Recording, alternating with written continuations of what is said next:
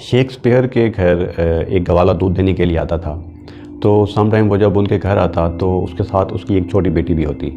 वो अपनी बेटी को शेक्सपियर के घर उतारता और उसके मोहल्ले में दूध जाके दिया था। जब दूध सारा वो बांट देता तब वापस आता, अपनी बेटी को साथ लेता और घर चला जाता। शेक्सपियर की बेटी उसकी बेटी के साथ दोस्त बन गई और वो एक दूसरे के साथ बातें करते थे। एक दिन शेक्सपियर घर आया, उसकी बेटी ने उसको बोला, बाबा, दूध वाले की बेटी इंग्लिश अच्छी तरह नहीं बोल सकती, उसको इंग्लिश बोलना नहीं आता।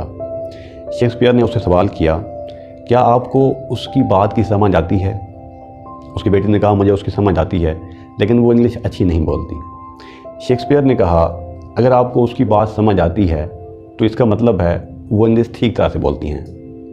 बेसिकली किसी भी लैंग्वेज का मकसद या उसकी तख्लीक का मकसद एक इंसान से दूसरे इंसान तक अपना पैगाम पहुंचाना होता है, ना कि लफ्ज़ों का भराव। आजकल के दौर में हर इंसान चाहता है वो इंग्लिश बहुत स्पीड के साथ पढ़े या दूसरों के साथ बहुत अच्छी तरह से इंग्लिश बोले, लेकिन वो खौफ की वजह से कि मैं अच्छा बोल सकूंगा या नहीं, वो हमेशा पीछे रह जाता है।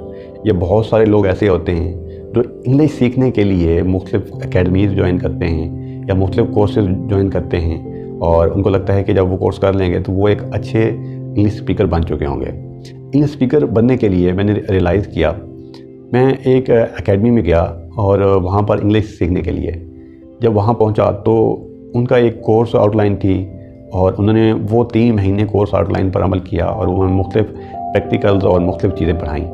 लेकिन 3 महीने के बाद कोई 5 लोग थे 60 में से जो अच्छी तरह से इंग्लिश बोल पा रहे थे, लेकिन काफ़ी सारे लोग ऐसे थे जिनको अभी भी इंग्लिश बोलने में हिचकिचाहट महसूस होती थी। तो हमारे उस्ताद ने उन सारी चीज़ों को एनालाइज़ किया और एनालाइज़ करके बताया कि ये लोग क्यों अभी तक अच्छी इंग्लिश नहीं बोल पा रहे। उसकी जो मेजर वजह जो सामने आई वो यही थी कि वो उनके अंदर का एक खौफ था जिसकी वजह से वो दूसरों के साथ इंग्लिश नहीं बोलते थे कि शायद मैं अच्छी इंग्लिश नहीं बोल सकता। बेसिकली जब हम अपना ये खौफ हटाकर एक दूसरे के साथ इंग्लिश बोलना शुरू करते हैं तो मसला ये भी आता है कि लोग मजाक भी उड़ाते हैं। तो अगर आप एक फ्लुएंटली इंग्लिश बोलना चाहते हैं तो सबसे पहला काम ऐसे करें, अपने घर के अंदर अपने बहन भाइयों के साथ या अपनी बीवी के साथ आप इंग्लिश बोलना शुरू कर दें। स्टार्ट में आपसे मिस्टेक भी होंगी, स्टार्ट में आपको बोलने में दुश्वारी भी होगी, लेकिन आहिस्ता आहिस्ता आपका वो जो खौफ है इंग्लिश बोलने वाला वो ख़त्म होता चला जाता है और आपकी प्रैक्टिस आपको परफेक्ट कर लेती है।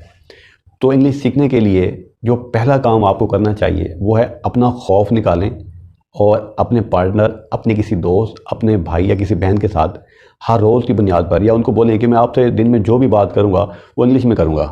तो ये खौफ आपको एक अच्छा इंग्लिश स्पीकर बना सकता है। बाकी कुछ लोगों की ग्रामर का इशू होता है तो वो अपनी ग्रामर भी साथ साथ बेहतर करते रहें, तो वो बग़ैर कोई एकेडमी ज्वाइन किए, बग़ैर कोई कोर्स ज्वाइन किए एक अच्छे स्पीकर बोल सकते हैं।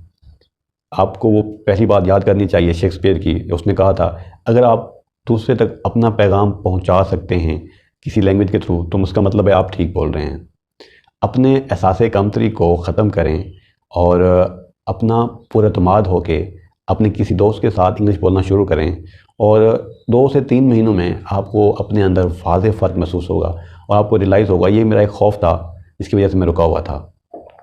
अपना बहुत सारा ख्याल रखें। अल्लाह हाफ़िज़।